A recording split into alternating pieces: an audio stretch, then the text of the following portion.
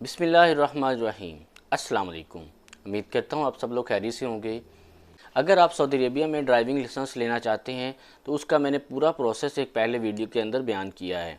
आपने अगर वो वीडियो देखना है तो मैं उसका लिंक जो है डिस्क्रिप्शन में और यहाँ आई बटन में भी दे दूँगा, वहाँ पे जाके आप देख सकते हैं कि सऊदी अरेबिया में अगर आप ड्राइविंग लाइसेंस लेना चाहते हैं तो उसके लिए क्या प्रोसेस होगा। आज की वीडियो उन लोगों के लिए बहुत ज़्यादा इम्पोर्टेंट है जो फाइनल टेस्ट में घबरा रहे हैं या वो ये समझ रहे हैं कि फ़ाइनल टेस्ट जो है वो बहुत ज़्यादा मुश्किल होगा। आज की वीडियो में मैं आपको मुकम्मल गाइड करूंगा, कुछ अहम बातें जो आपको याद करनी पड़ेगी और आपको देखनी पड़ेगी कि क्या वाकई मैं ऐसा कर रहा हूं या नहीं कर रहा।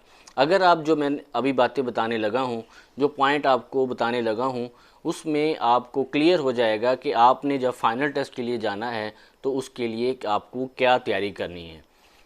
बहुत सारे ऐसे लोग होते हैं जिनको गाड़ी बहुत अच्छे से आती है, बहुत अच्छा वो गाड़ी चला देते हैं। अगर पाकिस्तान इंडिया वहाँ पे भी वो गाड़ी चला रहे हैं तो वहाँ पे उनको कोई मुश्किल नहीं हो रही या उनको सारा जो है प्रोसेस पता है, गाड़ी चलाना आता है। लेकिन वो जब सऊदी अरेबिया के अंदर आते हैं, यहाँ पे वो फाइनल टेस्ट देने लगते हैं तो उसमें वो कुछ गलतियाँ कर बैठते हैं जिसकी वजह से उनका टेस्ट जो है फेल हो जाता है। सबसे पहले जो पॉइंट है, जब आप फाइनल टेस्ट के लिए जाएं तो आपको अपने ऊपर कॉन्फिडेंस होना चाहिए, अपने ऊपर बिल्कुल एतमाद होना चाहिए कि मैं जो करने जा रहा हूँ बिल्कुल सही है।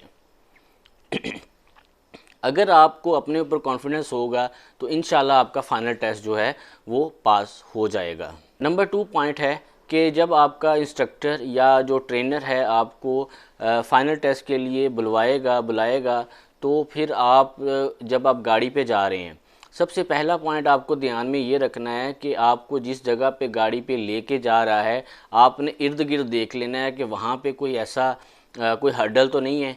ये ना हो कि आपने पहले कहीं देखा ना हो, कोई पत्थर हो या कुछ इस तरह का हो, पीछे गाड़ी हो, तो आपको फिर बाद में आप बाहर निकल के तो नहीं आप देख सकते। तो वहाँ पे आपको देखना पड़ेगा पहले ही, ये आपको पहले ही ध्यान करना पड़ेगा। सही है। उसके बाद जब आप गाड़ी पे बैठते हैं तो आपने ये नहीं है कि आप जाते ही वो गाड़ी स्टार्ट कर दें, ऐसा बिल्कुल भी नहीं करना। ठीक है। आपने सबसे पहले क्या करना है, एक आप कोड याद रख लें, SMS। SMS का मतलब है कि सीट, मिरर और उसके बाद सीट बेल्ट। पहले जब आप गाड़ी पे एंटर होते हैं तो आपने ये सीट पहले सीट एडजस्ट कर लेनी है, वो आगे पीछे अपने पाँव के हिसाब से अपने करनी है और ऊपर नीचे भी आप कर सकते हैं। ठीक है। सीट एडजस्ट करनी है कि आपका जो स्टीयरिंग का हाथ है वो आपकी इस जगह पे आए। ठीक है। आपने ऐसे करके देख लेना है तो आपका अगर हाथ इस तरह फिट है इसका मतलब है कि आपकी टांग भी पूरी है, आपका पूरा बॉडी सीट पे एडजस्ट हो चुका है। उसके बाद आपने मिरर को एडजस्ट करना है। मिरर को एडजस्ट करने के लिए आपको लेफ़्ट, राइट और लेफ़्ट और जो सेंटर मिरर आपको एडजस्ट करना होगा अपनी पोजीशन के हिसाब से। उसका नीचे जब आपने ट्रेनिंग लिया होगा तो आपने देखा होगा कि बटन होता है, बाज़ का वो एक थोड़ा सा हैंडल टाइप लगा होता है, किसी गाड़ी का किसी का बटन होता है, तो आपने उन बटन से पहले वो एडजस्ट कर लेना है। सही है। उसके बाद आपने सीट बेल्ट लगाना है, अपना पूरा सीट बेल्ट लगाना है। ठीक है। जब आप सीट बेल्ट लगाते हैं, अब आप सीट पे बैठ चुके हैं और अब आप ड्राइविंग के लिए रेडी हैं। उसके बाद अगर बाज़ का क्या होता है कि आपकी गाड़ी पहले से स्टार्ट होती है या फिर आपकी गाड़ी आपने ख़ुद स्टार्ट करनी होती है। अगर तो गाड़ी पहले से स्टार्ट है तो फिर तो आपको चाबी घुमाने की ज़रूरत नहीं है। अगर आपकी गाड़ी पहले से स्टार्ट नहीं है तो सारी बात आप पहले चाबी घुमाएंगे यानी स्टार्ट करेंगे और उसके साथ ही आपने देख लेना है कि आपका गियर पार्किंग पोजीशन पे है और आपका हैंड ब्रेक जो है वो आपका बिल्कुल ऊपर है। ठीक है। जब आप यानी ये चीज़ें आपने देख लेनी है। SMS कर लिया आपने, सारा अपना एडजस्टमेंट कर ली। उसके बाद बाज़ का आपको इंस्ट्रक्टर जो है, आपका ट्रेनर जो है वो आपको डॉच करने की कोशिश करेगा। वो कहेगा हाँ जी यल्ला जल्दी जल्दी करो और निकलो।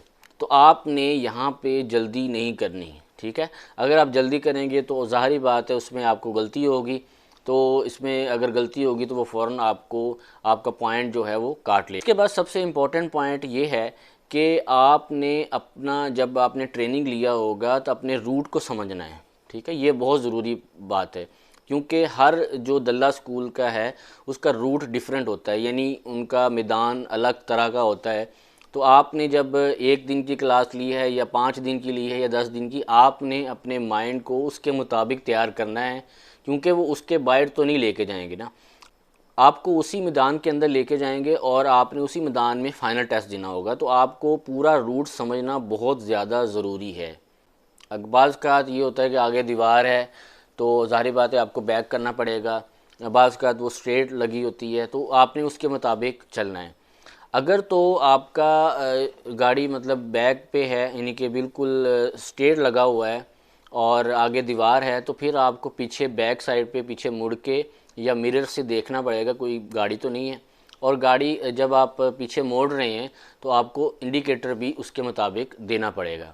जब आपने इंडिकेटर दे दिया तो उसके बाद आपने गाड़ी को बिल्कुल रेस नहीं दे देना, बिल्कुल यानी चला नहीं देना, आपने आहिस्ता से स्लोली आहिस्ता आहिस्ता आपने गाड़ी को चलाना है। ठीक है, जब आप गाड़ी चलाने लगते हैं तो आपको जो आपका गियर है आपने पार्किंग पोजीशन से आपने, अगर ऑटोमेटिक गाड़ी है तो डी पे लाना पड़ेगा। ठीक है, अब डी पे लाना, बाज़ का बहुत सारे लोग इसमें गलती करते हैं, वो जल्दी जल्दी ऐसे करते हैं तो वो उसमें जो है वो गलती होने के चांसेस ये हैं और इस तरीके से आपका जो ट्रेनर है वो आपका पॉइंट काट लेगा।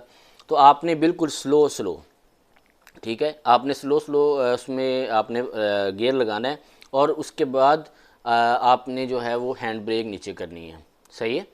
उसके बाद जब आप रूट पे जा रहे हैं तो आपने जब लेन चेंज करनी है तो तब भी आपने इंडिकेटर देना है। बल्कि यहाँ पे मैं ये बोलूँगा कि आपका इंस्ट्रक्टर जब आप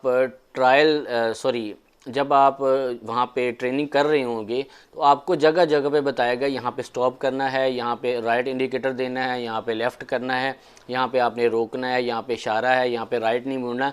इस तरीके से आपको मैदान के अंदर बहुत सारी चीज़ें वहीं पे मिलती होंगी।